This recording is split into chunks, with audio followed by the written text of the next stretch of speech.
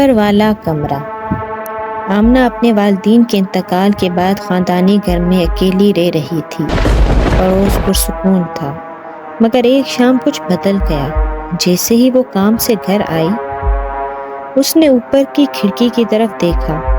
کمرے کی لائٹ جل رہی تھی، جبکہ وہ سارا دن اوپر گئی ہی نہیں۔ اس نے نیچے کی لائٹس بند کی اور خاموشی سے کھڑی ہو گئی۔ اوپر کی روشنی سیڑھیوں سے نیچے جھلک رہی تھی۔ آوازیں، دیوار پر لٹکی گھڑی کی ٹک ٹک اور کہیں دور سے ہلکی سانسوں جیسی آواز۔ آمنہ کا دل زور زور سے دھڑکنے لگا۔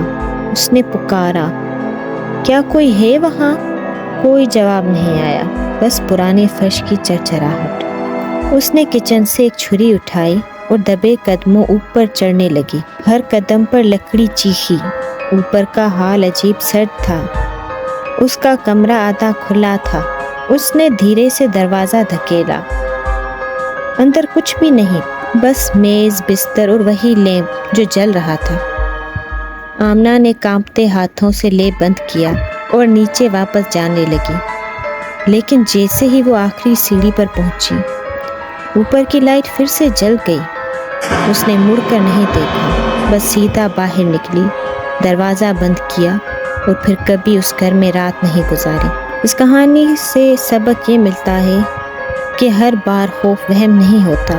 اگر دل کہے چلے جاؤ تو بغیر سوال کیے چلے جانا چاہیے۔